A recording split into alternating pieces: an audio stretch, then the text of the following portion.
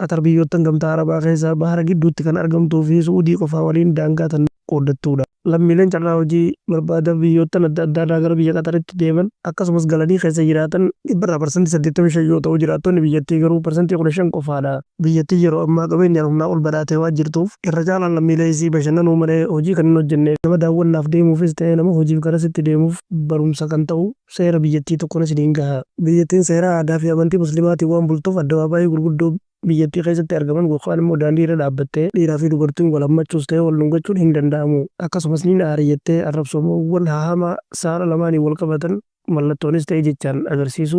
Gama biraatiin immoo hoteelonni dhugaatii alkoolii gurguran muraasni waan jiraniif hoteelonni kunniinis hayyamni addaa mootummaa irraa kennameef waan hojjetaniif ati dhugaatii kana fayyadamuudhaaf akkasumas mootummaa irraa hayyamni addaa siif kennamuu qabda. Kanaafis kan kennamu namoota beekamoo addunyaa irraa garasitti dhimma garaagaraatiif argaman qofaaf hayyamni akkasii waan kennamuuf isaan irraa kana fe'uun kumaa dhugaatii dhuganii sakkaranii karaarra jijjigaa deemuun hin danda'amu. Industirii fi qabeenyota gurguddoo keessas lammiilee biyya alaa hojiidhaaf garasitti deeman kan hojjetan ta'uu akkasumas hojjetaa mana dhuunfaa irraa kaasee hanga dirjiitiiwwan gurguddoo kan hojjetan guutumaan guututti lammiilee biyyoottan Afrikaatii fi biyyoottan Hindii, Baangilaadesh yookaan kan fakkaatan irraa garasitti deemanidha. Qabeenyi biyyattii sirriitti addunyaadhaaf ifa kan ta'e waancaa addunyaa qopheessuu isiitiin booda mootummaan biyyattii galii boba'aa irraa argatu qofaan lammiileef kaffalee akkasumas mana jireenyaa ijaaruudhaan liqii yeroon isaa dheeraa ta'ee fi gonkumaa waan hin kaffalu hin qabu kan jedhuufis immoo ijaaree bilaashitti harkaan gaha. Walumaa galatti biyyattiin qabeenya gahaa qabaachuu irraa kan ka'e dhaabbileen gurguddoon meeshaalee ammayyaa oomishan kanneen akka konkolaataa fi wantoota garaagaraa qaalii jaaman oomishan hundi filannoo isaanii biyya Qatarii fi akkasumas gamtaa Arabaa kanneen biroo filannoo godhachuudhaan garasitti ergu. Waancaa addunyaa qopheessuuf biyyoottan gamtaa Arabaa keessaa